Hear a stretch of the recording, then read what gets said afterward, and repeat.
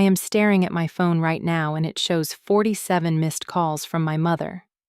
47. I am sitting in this cozy little wooden cabin in Colorado holding a warm cup of coffee while morning sunlight streams through the window. Next to me, Marcus is still sleeping peacefully. My brand new husband. The man I chose to marry instead of the one my family picked for me. I cannot help but smile when I think about what we just did. We actually ran away and got married. My parents still cannot believe I really went through with it. Before I dive into this whole story, let me know where you are watching from.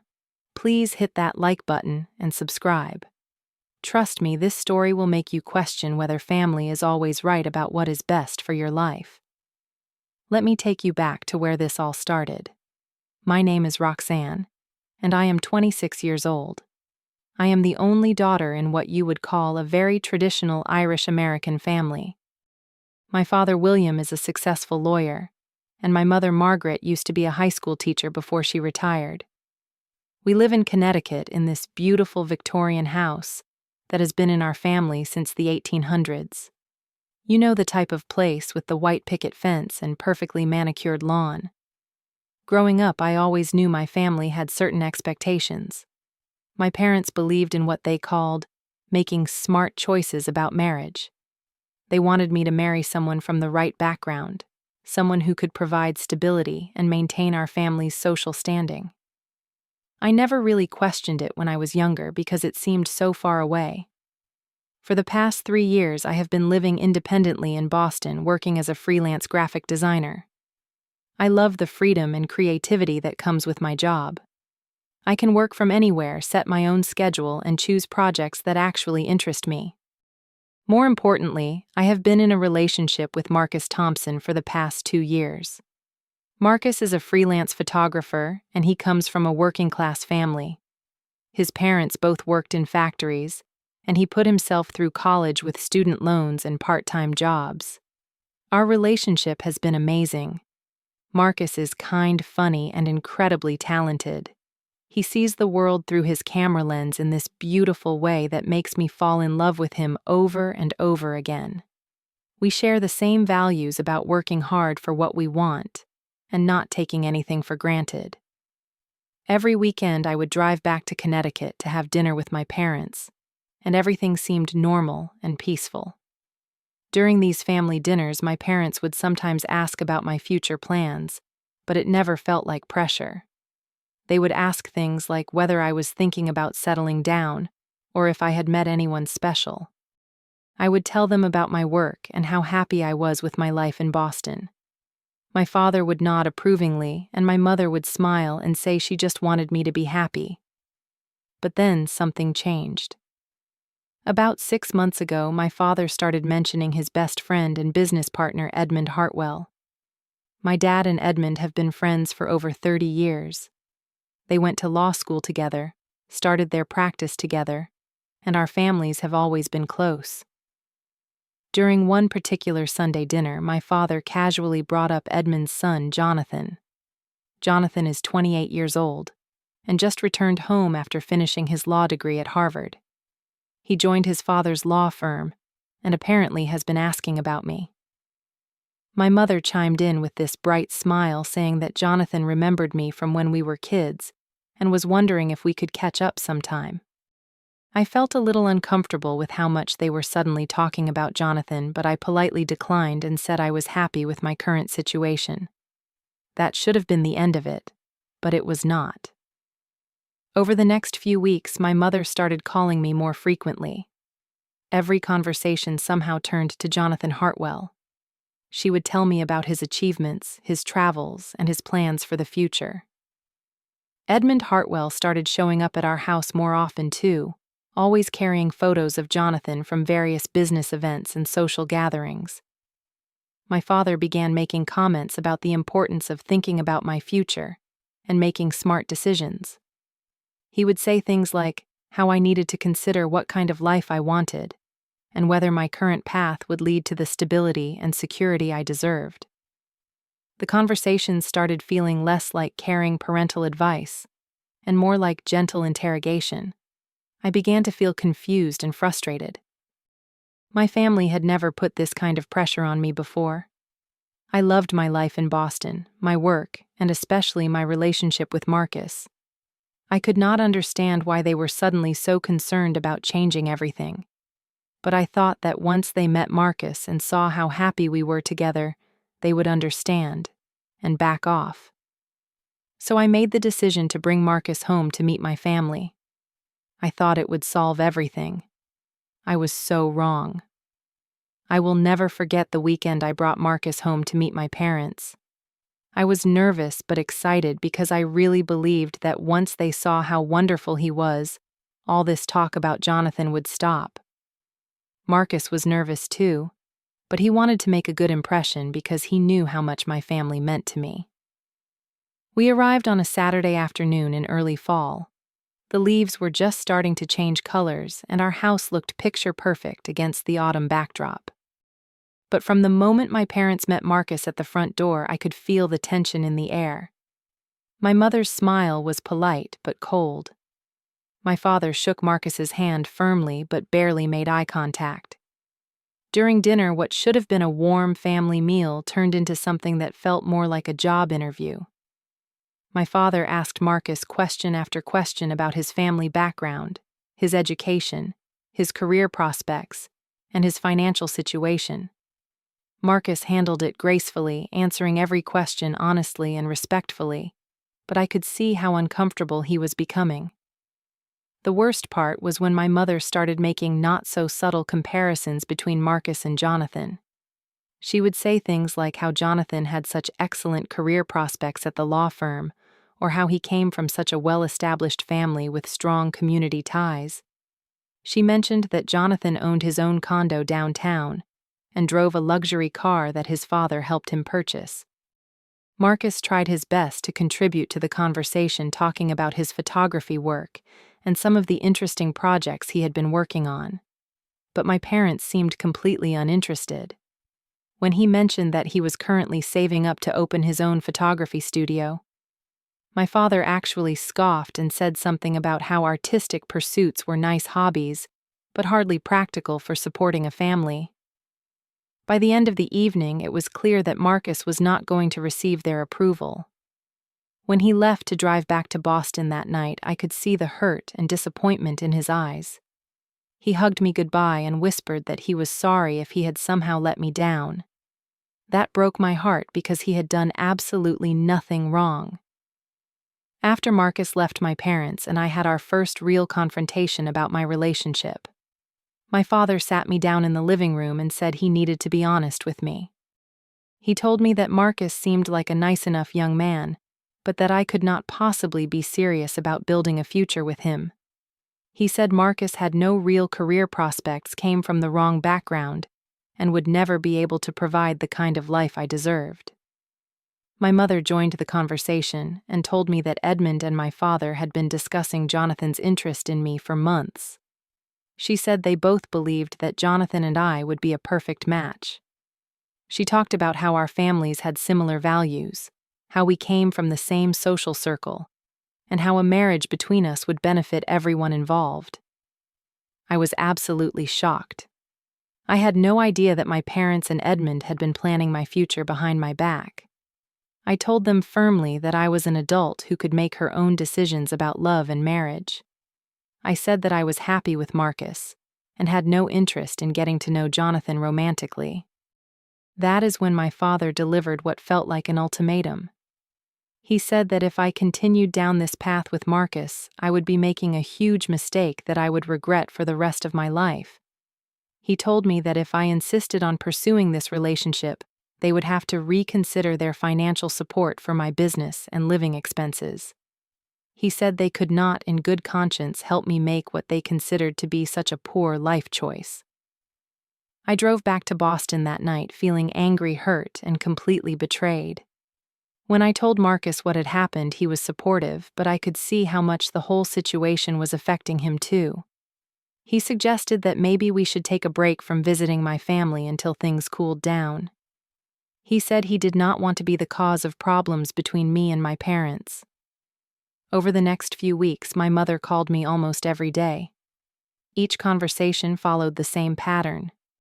She would ask how I was doing, then gradually steer the conversation toward Jonathan.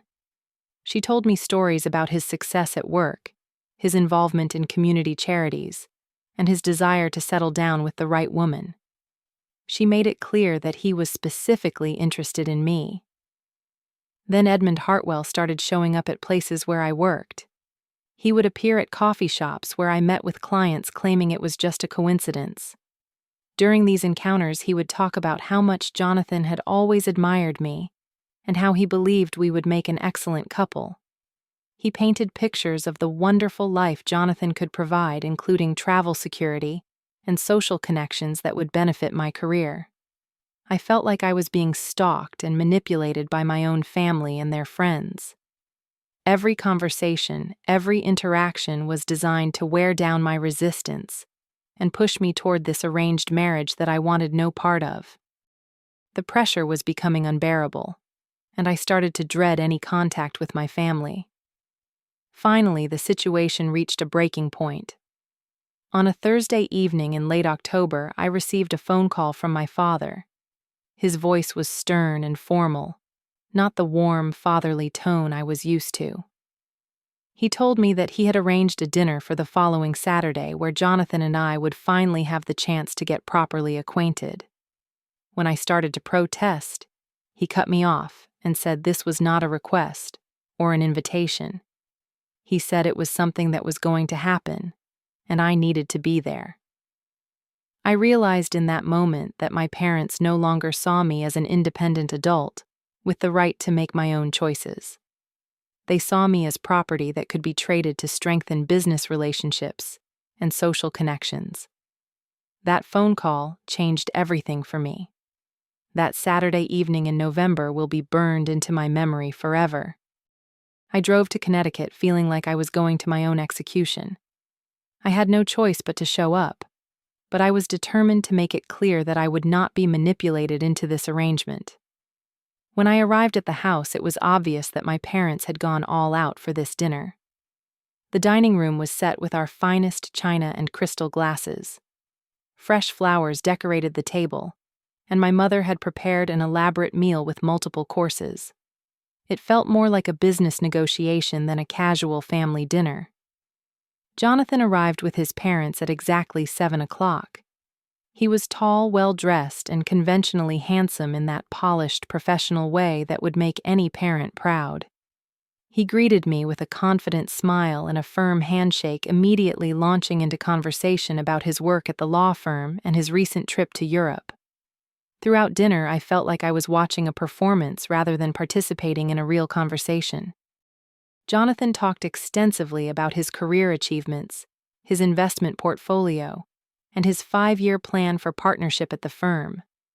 He mentioned the downtown condo he had purchased, and his plans to upgrade to a house in an exclusive neighborhood within the next few years. Meanwhile, our parents sat there beaming with approval, as if they were watching their carefully laid plans come together perfectly. Edmund and my father discussed business opportunities and mutual acquaintances, while my mother and Jonathan's mother talked about wedding venues and seasonal flower arrangements. I felt like I was invisible, just a prop in their elaborate scheme. The most disturbing part of the evening came when Jonathan turned to me and started talking about what he called our future together. He spoke about it as if it was already decided, mentioning how our combined professional connections would benefit both of our careers. He talked about the advantages of merging 2 established families, and how our children would have incredible opportunities thanks to their family backgrounds. I sat there in complete shock as I realized that Jonathan was not actually interested in getting to know me as a person. He was not asking about my dreams, my interests, or what I wanted out of life. He was presenting me with a business proposal disguised as a romantic relationship. To him, I was not Roxanne the individual. I was Roxanne, the daughter of William, a strategic asset that would enhance his social and professional standing. After dinner, while our parents continued their discussions in the living room, Jonathan asked if he could speak with me privately on the back porch. That is where he made what he called his proposal. He told me that he thought we would make an excellent partnership, and that he was ready to move forward with our relationship. He said he had already spoken with his father and mine about his intentions, and everyone agreed that we should begin planning an engagement for the spring. I could not believe what I was hearing. Jonathan was proposing to me without ever having asked if I was interested in him romantically, if I was available, or even if I wanted to get married at all. He had simply assumed that because our fathers approved of the match, I would automatically agree to it. When I tried to explain that I was already in a committed relationship and had no interest in marrying him, Jonathan actually laughed. He said that whatever I had been doing in Boston was just a phase, and that it was time for me to get serious about my future. He told me that my parents had explained the situation to him, and he understood that I had been confused about what I really wanted, but that he was confident he could provide the stability and direction I needed. That night after Jonathan and his family left, my parents sat me down for what they called a serious conversation about my future. My father told me that he and Edmund had already put a deposit down on a wedding venue for the following spring. My mother produced a notebook filled with wedding planning details, including a guest list, menu options, and flower arrangements. They had planned my entire wedding without ever asking for my input or consent. They had chosen the date, the location, the style of ceremony, and even the honeymoon destination. All of this had been arranged while I was living my life in Boston, completely unaware that my future was being decided by committee. When I expressed my outrage and told them I would never agree to marry Jonathan, my father's demeanor changed completely. He told me that I was being selfish and ungrateful. He said that countless young women would be thrilled to have the opportunities that Jonathan could provide. He accused me of throwing away my future for some foolish infatuation with someone who would never be able to take care of me properly. That night I called Marcus from my childhood bedroom and told him everything that had happened. I was crying so hard I could barely speak.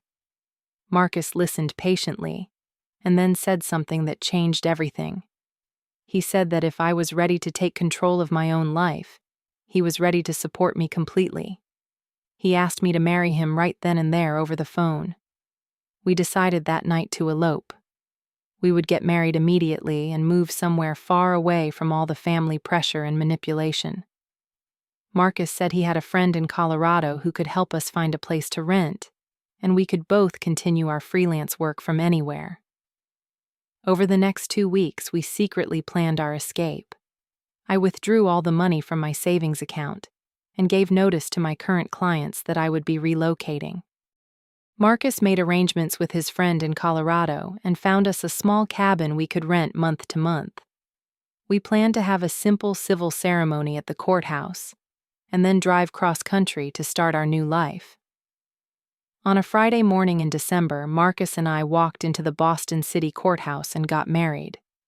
We had 2 of Marcus's friends serve as witnesses, and the whole ceremony took less than 20 minutes. It was simple, honest, and completely our choice. After signing the marriage certificate, we loaded everything we owned into Marcus's car and started driving west. I turned off my phone before we left Boston and did not turn it back on for 3 days. For the first time in months, I felt free from all the pressure and expectations that had been crushing me. As we drove through different states, watching the landscape change outside our windows, I knew I had made the right decision. Marcus and I talked about our dreams, our plans for the future, and what we wanted to build together. It was the exact opposite of the calculated arrangement my family had tried to force on me. When I finally turned my phone back on after we arrived in Colorado, I thought it might explode from all the messages. There were over 200 missed calls and nearly as many text messages from my parents, Edmund Hartwell, and even Jonathan himself. The voicemails ranged from worried to angry to absolutely furious. My mother's messages started out concerned, asking where I was and if I was safe, but they quickly turned accusatory as she realized I had disappeared right around the time of my planned engagement announcement. My father's voicemails were filled with demands that I call him immediately, and threats about what would happen if I did not come home right away. The most disturbing messages came from Edmund Hartwell. He actually threatened to hire a private investigator to track me down, claiming that I had damaged his son's reputation and embarrassed both families. He said that my behavior was unacceptable and that I needed to return immediately to make things right with Jonathan. Even Jonathan himself left several messages. In them, he sounded more annoyed than heartbroken. He talked about how my disappearance had created problems for him at work and in his social circle. He said people were asking questions about what had happened to his fiancée, and he needed me to come back and explain myself. Not once did he mention missing me personally or being concerned about my well-being. Reading through all these messages made me realize how right I had been to leave. None of these people were concerned about my happiness or my safety. They were only worried about how my actions affected their plans and their reputations. I had been treated like a runaway business asset rather than a missing family member. Marcus and I spent our first week in Colorado getting settled into our new life. The cabin we rented was small but cozy, nestled in the mountains, with an incredible view of snow-capped peaks. Marcus immediately started reaching out to potential photography clients in the area, while I began working with some of my Boston clients remotely and looking for new opportunities. After a week of constant phone calls and increasingly threatening messages, I decided I needed to take action. I was not ready to have a conversation with my family, but I wanted to let them know that I was safe and that I had made my choice. So I did something that I knew would send a clear message about where I stood. Marcus and I had taken some beautiful photos on our wedding day at the courthouse. We looked genuinely happy and completely in love. We were both wearing simple, elegant outfits, and you could see the joy and determination in our faces. These photos captured everything that my family had tried to prevent, and everything that Jonathan's calculated proposal had been missing. I chose the best photo from our wedding day and sent it to my parents, Edmund and Jonathan, via text message. Along with the photo, I wrote a simple message that said, "I have found real happiness and true love. I hope someday you will understand that this was the right choice for me." After sending the photo, I blocked all of their phone numbers. I knew that seeing proof of my marriage would probably make them even angrier, but I also knew it would make my position crystal clear. I was not coming back. I was not going to change my mind. I had chosen love over obligation, and I was prepared to live with the consequences. The first few months in Colorado were not easy. Marcus and I had to work hard to build our client base and establish ourselves in a new place. We lived very simply, cooking our own meals and finding free entertainment in hiking trails and local community events. But we were happy in a way that I had never experienced before. Marcus found his niche photographing outdoor weddings and adventure sports. His work started getting recognition from local magazines and tourism boards. I expanded my graphic design services to include website design for small mountain town businesses. We were both doing work that we loved while building a life that was entirely our own. About 6 months after we moved to Colorado, I received a letter from my parents that had been forwarded from my old Boston address. In it, my mother wrote about how disappointed and hurt they were by my choices. She said they had tried to give me every advantage in life, and they could not understand why I was throwing it all away for someone who could never provide the security and status that Jonathan offered. The letter made it clear that they still did not understand what I had been trying to tell them. They still saw my marriage to Marcus as a mistake based on foolish emotions rather than practical considerations. They still believed that love should be secondary to social standing and financial security. Reading that letter helped me realize that I had made the right decision to cut contact with them. But the letter also made me sad, because I realized that my parents genuinely believed they had been acting in my best interests. They had been so focused on what they thought would make me secure and successful that they completely missed what actually made me happy. They had tried to force me into a life that would have satisfied their expectations, while completely ignoring my own dreams and desires. Now, as I sit here in our little cabin with my husband sleeping peacefully beside me, I know that I made the right choice. Marcus and I have built something real together, based on mutual respect, shared dreams, and genuine love. We support each other's goals and celebrate each other's successes. We make decisions together as equal partners rather than one person telling the other what is best for them. Sometimes I wonder if my parents will ever understand why I chose this path. I hope that someday they might see how happy Marcus and I are together, and realize that their definition of success was not the only valid one. But even if they never change their minds, I know that I chose authenticity over expectation and love over status. I learned that sometimes loving yourself means disappointing the people you care about most. I discovered that family approval means nothing if it comes at the cost of your own happiness and autonomy. Most importantly, I realized that the people who truly love you will want you to make choices that bring you joy, even if those choices are different from what they would want for themselves. The most valuable lesson I learned through this whole experience is that you cannot live your life according to someone else's blueprint for success.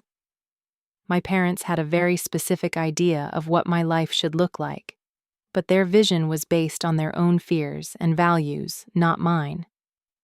When I finally had the courage to choose my own path, I found a happiness that I never could have experienced if I had followed their plan. So here I am, 6 months later, living in a small mountain town with my photographer husband, running my own design business, and feeling more fulfilled than I ever thought possible. My phone is still buzzing with those missed calls from my family, but I am not ready to answer them yet. Maybe someday I will be strong enough to have that conversation, but right now I am focusing on building the life that makes me happy. Sometimes the bravest thing you can do is disappoint the people you love when they are trying to control your life. I do not know if my family will ever understand why I made this choice, but I know that I chose the path that led to genuine happiness, rather than the one that led to social approval. Looking back on everything that happened, I want to share what I learned with anyone who might be facing similar pressure from their family. First, let me ask you this question. Have you ever felt like your family was trying to plan your life without asking what you actually wanted? Drop a comment below and tell me about your experience.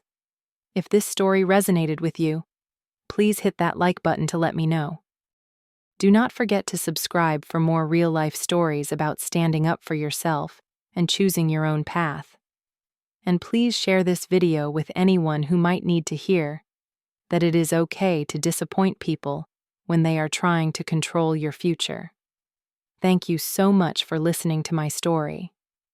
I hope it reminded you that your happiness matters more than other people's expectations, even when those people are family. Remember that the people who truly love you will want you to choose the life that brings you joy, not the life that makes them comfortable. Take care of yourselves, trust your instincts, and never be afraid to choose love over obligation. You deserve to write your own story.